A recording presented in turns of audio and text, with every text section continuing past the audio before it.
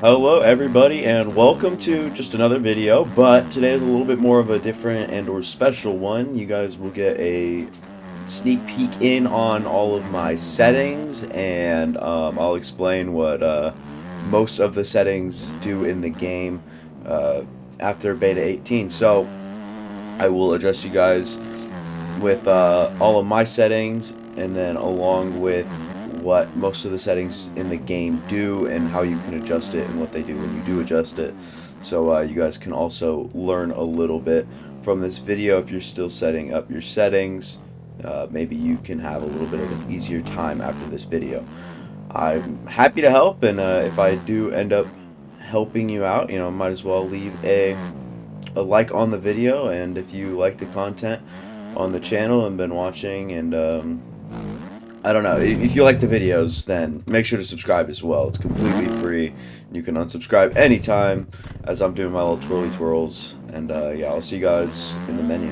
Alright, ladies and gentlemen, these are my settings right here. I try to keep them all like generally the same when I keep on messing with different stuff, but I think that we should actually look at simulation first, if I'm being honest. So I run 125 field of view. I've changed that. Tilt, pitch, all that is like kind of personal preference. You guys can move them up or down. It's just on how much the camera tilts, and the pitch I'm pretty sure is like the height on it.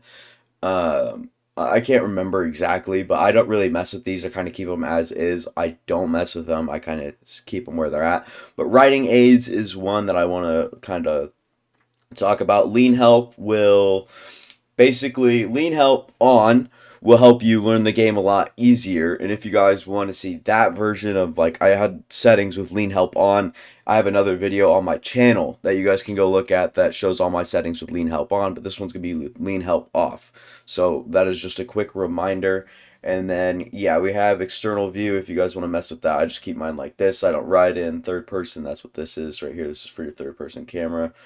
And this stuff right here, I'm not sure if it really matters too much, but what I did is I turned on corner anticipation, put it to 29 and 88, and then turned it back off, and then lock to bike is off, show HUD is on, and show rider stand, that is also on. That is the red thing at the bottom right of the screen, I believe.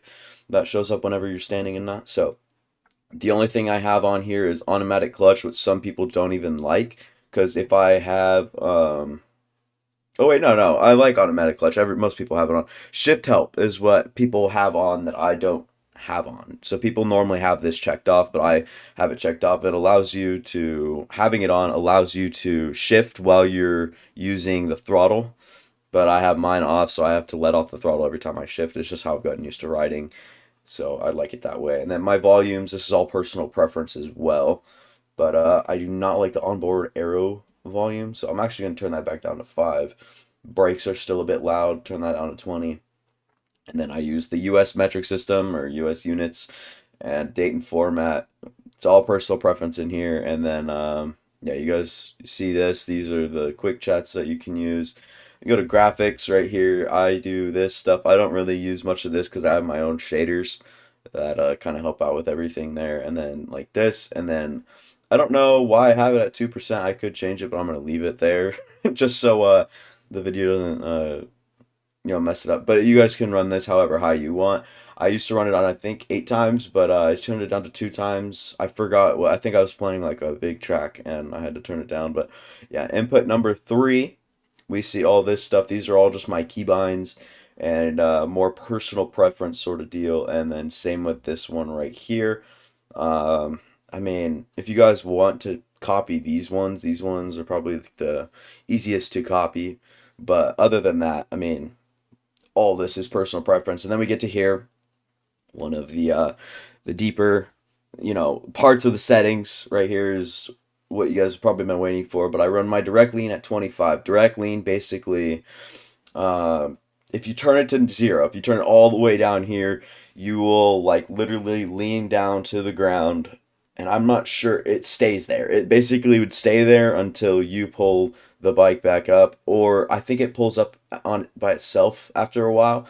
Basically, you'd be you'd be on the ground, and then you'd have to use the joystick to manually move you back up. So I think 25 works, but if you're newer to the game than that, and you're used to arcade games, so if you come from like the Monster Energy Supercross games, you can easily turn that up to like 60 and be comfortable right away and work your way down to like a 25 or even 35 is fine. I ran like 45 for a lot of time. Then combined brakes I do have on, minimum is 10%, maximum is 60. It works fine. I can't really nail the brakes going like down a hill, but other than that, it's fine. Dead zone, I have mine at 5%. I just find it's quicker reaction with the controller. So if you have a good controller with no stick drift, 5% is good. But if you have stick drift, I recommend ramping it up because I figured that 35% dead zone, I mean, it's a bit much, but 35% dead zone definitely helps with stick drift if you have stick drift in the game. Linearity, I have it at 200% right here. And I mean, we can read it right here. 100 means linear direct control.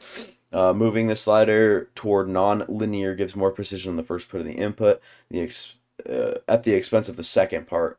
So I don't understand what that means. Basically, what I found out is it's just easier to balance. Pretty much, it's just it's a better balance point. I'll put it that way. When I first switched on, well, when I first switched off lean help, I messed with everything else except linearity, but linearity at 200% really helped me out. It doesn't make you fall as much. So I would ramp that up to 200 if you are not using lean help and whatnot. It helps and it's just really good. So if you're looking to get fast quick, this is definitely a way. Definitely turn it up. And then smooth I have on, and then press at 10, release at 10. And then my gain, this is how far your front wheel turns, basically, and the threshold of your front wheel. Anywhere from 80 to 91 is okay, but even if you find your front tucking a lot, I definitely recommend, putting it down a little bit. I like 88.5. I think that's just kind of the sweet spot for me. And yeah, I mean, that you kind of have to do some testing with on your own and how comfortable you are. And then throttle, I mean, I think that these are all standard settings. So I'll just shuffle through these. If you guys feel like copying them, you guys can.